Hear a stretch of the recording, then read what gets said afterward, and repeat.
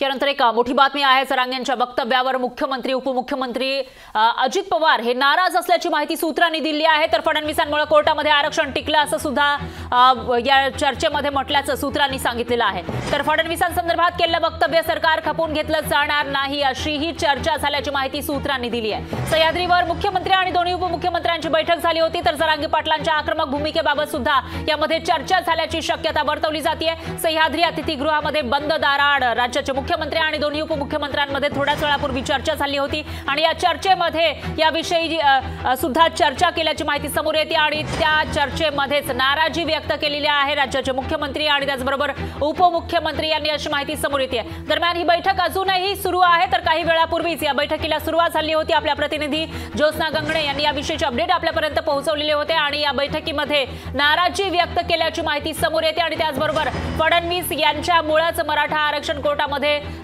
टिकलं अशी ही चर्चा या बैठकीमध्ये झाल्याची माहिती सूत्रांनी दिली आहे। तर फडणवीसांसंदर्भात जे आरोप केलेले आहेत मनोज जरांगे पाटील यांनी ते खपवून घेतले जाणार नाही अशी चर्चा सुद्धा झाल्याची माहिती सूत्रांनी दिलेली आहे।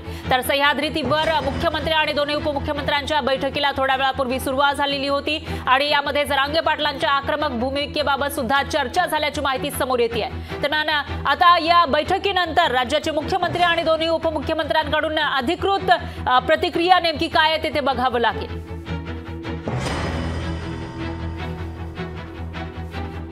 आणि याविषयी अधिक माहितीसाठी आपल्या प्रतिनिधी ज्योत्स्ना गंगणे या थेट आपल्या सोबत जोडल्या गेल्या आहेत। ज्योत्स्ना, काय सांगाल?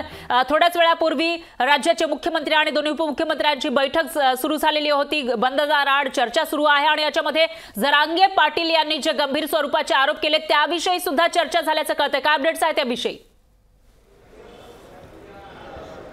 फरा, अगदी बरोबर आहे। मनोज जरांगे पाटील हे आक्रमक होऊन ते मुंबईच्या दिशेने निघालेले आहेत आणि त्यामुळे एकूणच राज्याची कायदा सुव्यवस्था जी अबाधित होऊ नये यासाठी राज्य सरकारचे दोन्ही उपमुख्यमंत्री आणि गृहमंत्री देवेंद्र फडणवीस, अजित पवार, त्याचबरोबर मुख्यमंत्री एकनाथ शिंदे यांच्यामध्ये बंद दाराआड चर्चा होत होती। या चर्चेमध्ये दोन महत्त्वाचे मुद्दे उचलण्यात आले, ते म्हणजे मराठा आरक्षण देऊन सुद्धा जर मनोज जरांगे पाटील आक्रमक होत असतील तर नेमका त्यांना सरकारशी कोणत्या बाबतीत चर्चा करायची आहे आणि एवढंच नव्हे तर कायदा सुव्यवस्थेचा प्रश्न जो आहे तो उपस्थित होऊ शकतो, कारण उद्या अर्थसंकल्पीय अधिवेशन सुरू होते आणि त्यामुळे त्याच्या आधीच कुठलाही प्रकार जो आहे तो राज्यभरामध्ये सुरू होऊ नये यासाठी जे आहे ते एकूणच कायदा सुव्यवस्थेचा आढावा घेण्यासाठी बंद दाराआड चर्चा जी आहे ती मुख्यमंत्री एकनाथ शिंदे, गृहमंत्री देवेंद्र फडणवीस आणि राज्याचे उपमुख्यमंत्री दुसरे अजित पवार यांच्यामध्ये चर्चा होत आहे।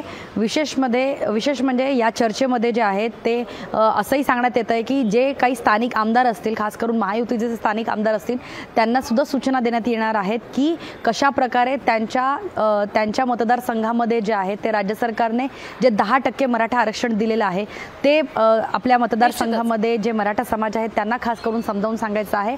दुसरीकडे मनोज जरांगे पाटील यांच्या शिष्टमंडळाशी राज्य सरकार काही बोलू शकतं का, चर्चा साधू शकतं का, अशा प्रकारची चर्चा सुद्धा या बंद दाराआड चर्चेमध्ये तिन्ही नेत्यांमध्ये होत आहे। फरा, निश्चितच ज्योत्स्ना, तुमच्याकडून याविषयीची अपडेट आपण घेत राहूया। दरम्यान धन्यवाद तुम्ही दिलेल्या या सविस्तर माहितीसाठी। लोकशाही मराठी ऐका, पहा, जागरूक रहा।